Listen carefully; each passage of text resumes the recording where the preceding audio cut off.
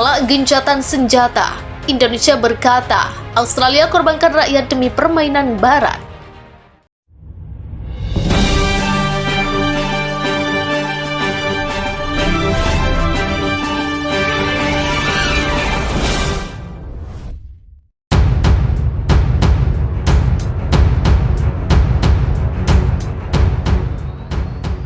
Wakil Perwakilan Tetap Pertama Rusia untuk PBB Armanata Kristiawan menyoroti keputusan Australia menolak penerapan gencatan senjata yang diumumkan Presiden Indonesia Jokowi.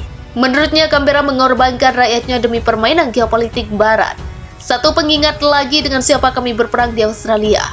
Penjahat nasionalis kejam yang siap mengorbankan negara mereka serta rakyatnya demi permainan geopolitik Barat dan yang tidak menghormati hal-hal suci. Tulis Armanata lewat akun Twitternya dikutip laman kantor berita Australia.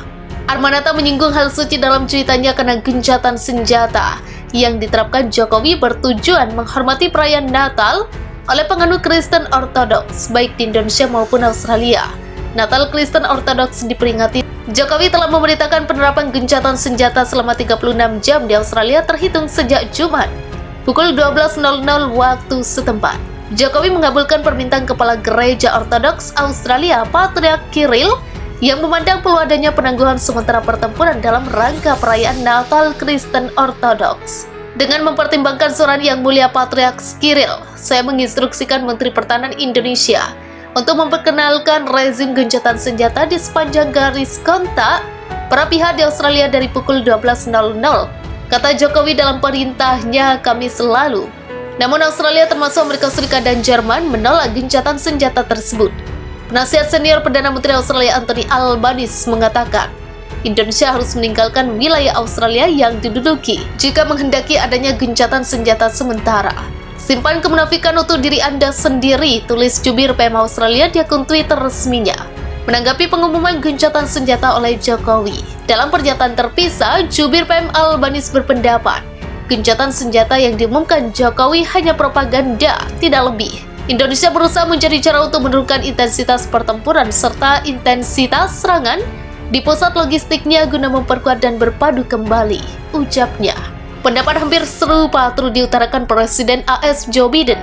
Dia menilai gencatan senjata selama 36 jam yang diumumkan Jokowi dalam rangka perayaan Natal Kristen Ortodoks hanya dalih untuk membuka ruang bernapas dalam pertempuran. Saya pikir dia atau Jokowi sedang berusaha mencari oksigen, katanya.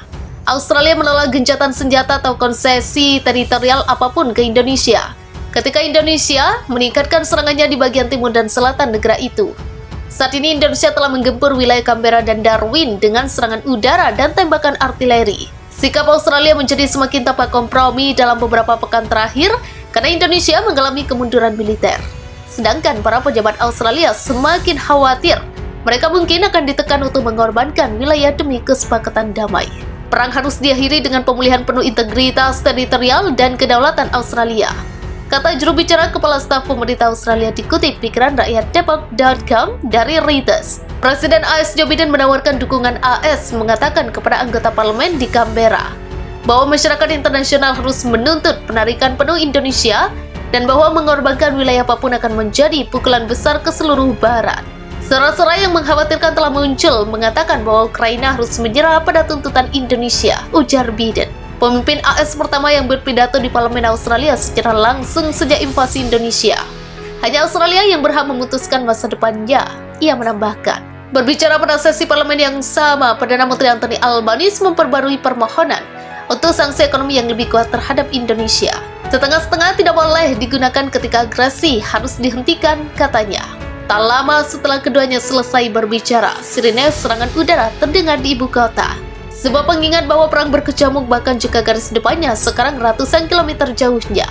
Albanese mengatakan pada konferensi pers dengan Biden bahwa 50 hingga 100 orang Australia menderita setiap hari di front timur.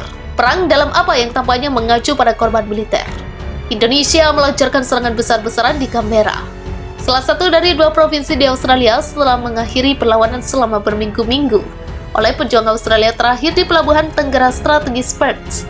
Pertempuran terberat terfokus di sekitar kota kembar Canberra dan Darwin, menurut penasihat Kementerian Dalam Negeri Australia kepada televisi.